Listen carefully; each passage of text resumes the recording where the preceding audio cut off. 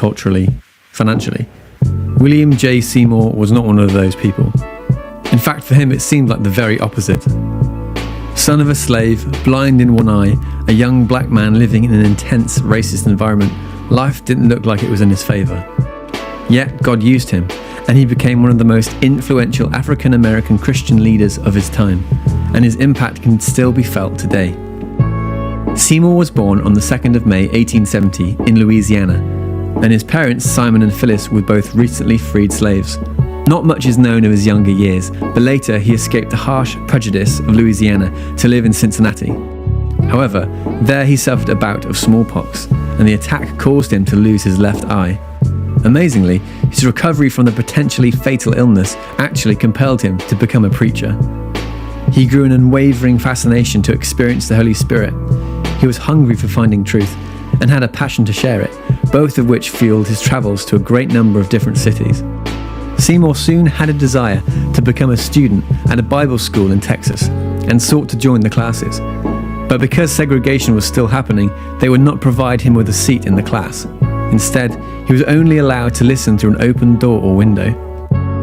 His attendance did not last very long, as he grew sick of the racism. He believed that racial integration in worship was the true heart of Christ. However, from the teaching he did hear, he realized the power that was the Holy Spirit and what it meant for him.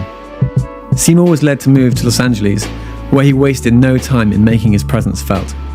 A kind couple called Mr. and Mrs. Asbury offered to host some gatherings in their home, where Seymour could preach and pray. And on April the 9th, 1906, God began doing something in the hearts of people that was wild and real, and it continued for 3 nights. As excitement increased about these events taking place, more and more people came to witness the meetings, and the Asbury home quickly became too small to accommodate the services. So, Seymour moved the congregation into an unused church building on Azusa Street, which was, at the time, being used as a warehouse.